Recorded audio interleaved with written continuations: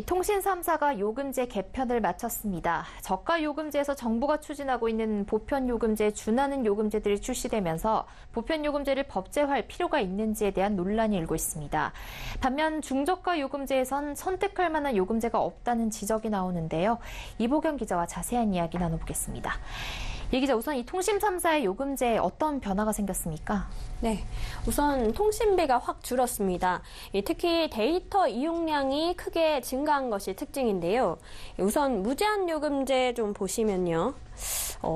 말 그대로 무제한입니다. 이전 요금제에서는 데이터 이용량이 데이터 사용량을 좀 많이 사용을 하게 되면 속도 제한이 걸렸었는데요. 이제는 속도 제한이 아예 없어졌습니다.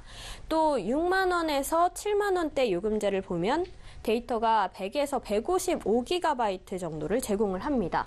이전 요금제 때 한 통신사의 이 데이터 요금제였는데요. 이 요금제에서 6만 5천 원에 11GB를 제공했던 것과 비교하면 큰 차이라고 볼 수 있습니다. 네, 정말 통신요금이 많이 낮아졌는데요. 저가 요금제도 더 낮아졌다고요? 네, 맞습니다. 이 3사 모두 3만 3천 원짜리 요금제를 내놨는데요. 이 3만 3천 원에 전화와 문자가 무제한이고 데이터는 1GB 이상을 줍니다. 여기에 선택약정 25%를 받는 경우에는 2만 4,750원에 쓸 수 있는 겁니다. 네. 이 저가 요금제는 그 정부가 추진하는 보편 요금제에 준하는 수준에 가깝네요. 네, 그렇습니다. 정부가 추진하는 보편 요금제는 2만 원에 음성 200분, 데이터 1GB를 제공하는 것이 골자인데요. 9월 임시국회와 정기국회에서 논의될 예정에 있습니다. 하지만 이 통신 3사가 내놓은 요금제를 좀 보면요. 이 저가 요금제가 오히려 보편 요금제를 능가하는 수준이라는 평가가 나옵니다. 따라서 보편 요금제 법안의 도입 명분이 좀 떨어지는 것이 아니냐라는 지적이 나오는데요.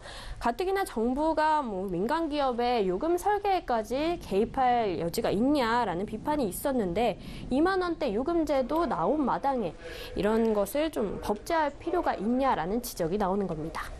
네, 저가 요금제 살펴봤는데요.